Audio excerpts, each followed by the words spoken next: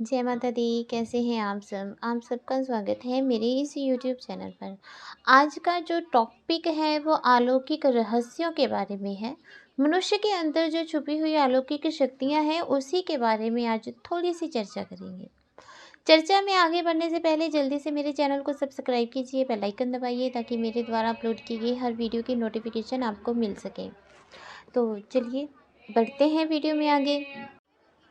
आप सब जानते हैं कि मनुष्य का जो ये शरीर है ये जल, वायु, अग्नि, पृथ्वी और आकाश, इन 5 तत्वों से बना हुआ होता है। और इसमें कोई भी संदेह नहीं है कि जो चीज़ जिस तत्व से बनी है उसमें उस तत्व के सारे गुण समाहित होते हैं। इसलिए पंच तत्वों से जो ये शरीर बना है मनुष्य का, इसमें जल की शीतलता, वायु का वेग, अग्नि का तेज, पृथ्वी की गुरुत्वाकर्षण की शक्ति और आकाश की विशालता समाहित है। इस तरह मनुष्य के अंदर बहुत सी शक्तियां होती हैं और मनुष्य उन शक्तियों का स्वामी होता है। इस स्थूल शरीर के अंदर अलौकिक शक्तियां छुपी हुई होती हैं, लेकिन हमारी जो अज्ञानता है, हमारी इसी अज्ञानता के कारण जो हमारे अंदर की शक्तियां होती हैं वो सुप्त अवस्था में पड़ी होती हैं। ठीक है, जिसे कोई भी व्यक्ति थोड़े से प्रयासों के द्वारा उन सभी सुप्त पड़ी हुई शक्तियों को जगा सकता है। ठीक है, जो शक्तियां उसके अंदर सोई हुई हैं उन शक्तियों को वो बहुत आसानी से जगा सकता है और इन सभी शक्तियों का स्वामी बन सकता है। शरीर के अंदर जो सोई हुई शक्तियां हैं, इसी शक्ति को कुंडलिनी कहा जाता है। कुंडलिनी जो होती है ना, मनुष्य के शरीर की अलौकिक अलौकिक संरचना करती है, जिसके अंदर ब्रह्मांड की समस्त शक्तियां समाहित होती हैं।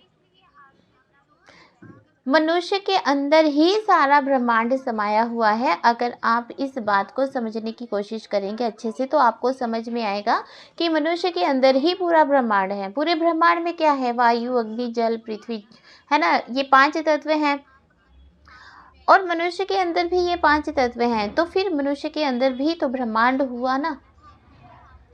बहुत समय पहले, हजारों साल पहले गुरु शिष्य परंपरा शुरू हुई और गुरु शिष्य परंपरा के अंतर्गत ही जो गुरु होते थे वो अपने शिष्यों की कुंडलिनी शक्ति को या तो योग के द्वारा और शक्तिपात के द्वारा, इन दोनों तरीकों से कुंडलिनी शक्ति को जागृत करते थे।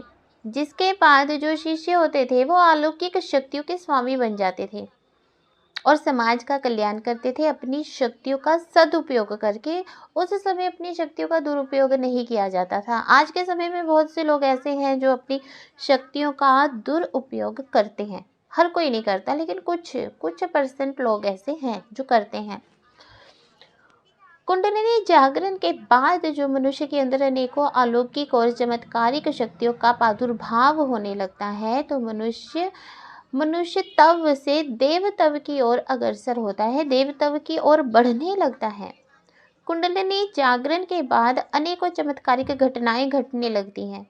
किसी भी व्यक्ति को देखते ही उसका भूत, भविष्य, वर्तमान सब कुछ स्पष्ट हो जाता है, दिखाई देने लगता है उस व्यक्ति को, जिसकी कुंडलिनी शक्ति जो है वो जागृत हो जाती है। साथ ही सामने वाले व्यक्ति के मन की बातें भी स्पष्ट होने लगती हैं।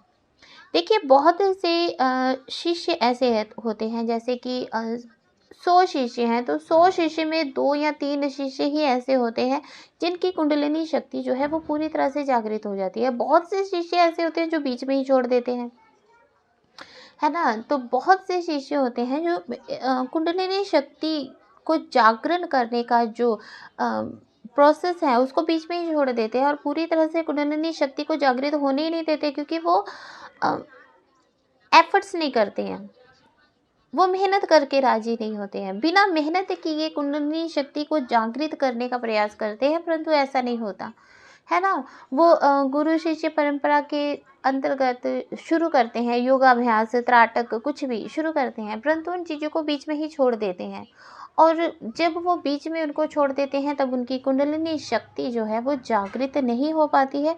अगर जागृत होने वाली भी होती है तो वो फिर से सुप्त अवस्था में आ जाती है। कुंडलिनी जागृत साधक जो होता है हजारों मील दूर बैठे हुई होने वाली घटनाओं के बारे में भी स्पष्ट रूप से उन्हें दिखाई देने लगता है और वो बता देते हैं कि क्या होने वाला है उस जगह पर। जिन साधकों की कुंडलिनी शक्ति जो है वो पूरी तरह से जागृत हो चुकी होती है, वो साधक क्या करते हैं, हजारों मील दूर बैठे हुए जो पीड़ित लोग होते हैं उनकी पीड़ा को भी वो ठीक कर देते हैं। जैसे आजकल का समय है कि वीडियो कॉलिंग की जाती है, तो कुछ पीड़ित लोग ऐसे होते हैं कि बहुत लंबा सफ़र नहीं कर सकते हैं, या कुछ साधक ऐसे होते हैं कि उनके पास व्यवस्था नहीं होती है कि ज़्यादा लोगों को एकत्रित करने के लिए, तो वो क्या करते हैं, वीडियो कॉलिंग के माध्यम से ही उपचार कर देते हैं और सामने वाले व्यक्ति को पता भी नहीं चलता कि कब उसका उपचार हो भी गया। तो ये सब क्या होता है, कुंडलिनी शक्ति जागृत होने के पश्चात ये सब होना संभव माना गया है और ऐसा होता है। ठीक है। मनुष्य के अंदर जो छिपी हुई अलौकिक शक्तियाँ होती हैं, ये कहाँ होती हैं? कुंडलिनी शक्ति कहाँ है? कुंडलिनी शक्ति वो दिव्य शक्ति है जिसे जगत में जीव की सृष्टि होती है। कुंडलिनी सांप की तरह 3.5 फेरे लेकर मेरुदंड जो होती है, रीढ़ की हड्डी, उसके निचले भाग में मूलाधार चक्र में सुप्त अवस्था में पड़ी होती है। मूलाधार में जो सुप्त अवस्था में पड़ी हुई है कुंडलिनी शक्ति जागृत होकर सूक्ष्मना में प्रवेश कर जाती है। ठीक है, अच्छे से और ध्यान से समझिए। जब वो सूक्ष्मना में प्रवेश कर जाती है तब यही शक्ति अपने स्पर्श से स्वाधिष्ठान चक्र, मणिपुर चक्र, अनाहत चक्र, आज्ञा चक्र को जागृत करती है और मस्तिष्क में स्थित सहस्त्राण चक्र, जिसे क्राउन चक्र भी बोलते हैं, है ना, तो वहाँ पर पहुंचकर पूर्ण रूप से पूरी कुंडलिनी शक्ति को, कुंडलिनी को जागृत कर देती है। इसे ही कुंडलिनी शक्ति का जागरण कहा जाता है। जब सारे चक्र जागृत हो जाएंगे तब वो मनुष्य जो होता है वो साधारण मनुष्य नहीं रह जाता है। जब कुंडलिनी शक्ति जागृत हो जाती है, मूलाधार चक्र में वाइब्रेशन होने लगती है, उस समय ऐसा महसूस होता है जैसे कोई तरंगे हैं जो हैं वो रीढ़ की हड्डी के चारों तरफ घूम रही हैं। तो ये साधकों के लिए बहुत ही अनोखा सा अनुभव होता है और इस अनुभव के बाद ही उसे पता चलता है कि उसकी जो मूलाधार चक्र है उसमें कुछ हलचल हुई है। ठीक है, तो ये अच्छा साइन माना जाता है। जब मूलाधार में कुंडलिनी शक्ति जागृत होती है तब साधक के अनेकों प्रकार के अलौकिक अनुभव अपने आप ही होने लगते हैं। जैसे अनेकों प्रकार के दृश्य उन्हें दिखाई देने लगते हैं, अजीबोगरीब आवाज़ें सुनाई देती हैं, शरीर में बिजली के झटके लगते हैं, एक ही स्थान पर बार बार कूदना, अनेकों ऐसी हरकतें मनुष्य करने लगता है जो वो पहले नहीं करता था। ठीक है, कई बार साधक को गुरु अथवा जो इष्ट उनके होते हैं उनके भी दर्शन होना आरंभ हो जाते हैं जब उनका मूलाधार चक्र जो है वो जागृत होता है। कुंडलिनी शक्ति जो है उसके जागृत जगाने के बाद अनेकों ग्रंथों में लिखा हुआ है, इसको जगाने की पूरी पद्धति लिखी हुई है। ठीक है, जैसे हठ योग, ध्यान योग, राजयोग, मंत्रों के द्वारा भी कुंडलिनी शक्ति को जागृत किया जाता है, शक्तिपात के द्वारा भी जागृत किया जाता है। तो अनेकों प्रकार से कुंडलिनी शक्ति को जागृत किया जाता है। तो अगर मात्र भस्त्रिका प्राणायाम के द्वारा आप करते हैं, भस्त्रिका प्राणायाम आप करते हैं तो कुछ ही महीनों में आपकी कुंडलिनी शक्ति जो है वो पूरी रूप से क्रियाशील हो जाती है। ठीक है, और उसमें आपको अनेकों अनुभव भी होने आरंभ हो जाते हैं। जब मनुष्य की कुंडलिनी शक्ति जागृत होती है तब उसके ऊपर की ओर वो उठने लगती है और सभी चक्रों का भेदन करते हुए सहस्त्रार चक्र तक पहुंचने के लिए बेताब होने लगती है। तब मनुष्य का जो मन होता है वो सांसारिक वासनाओं से विरक्त होने लगता है, उसके टेस्ट बदल जाते हैं, मतलब कि उसकी पसंद नापसंद चेंज होने लगती हैं और उसे बहुत ही इन चीज़ों में बहुत आनंद आने लगता है और मनुष्य के अंदर छुपे हुए रहस्य जो हैं वो उजागर होने लगते हैं। मनुष्य के अंदर बहुत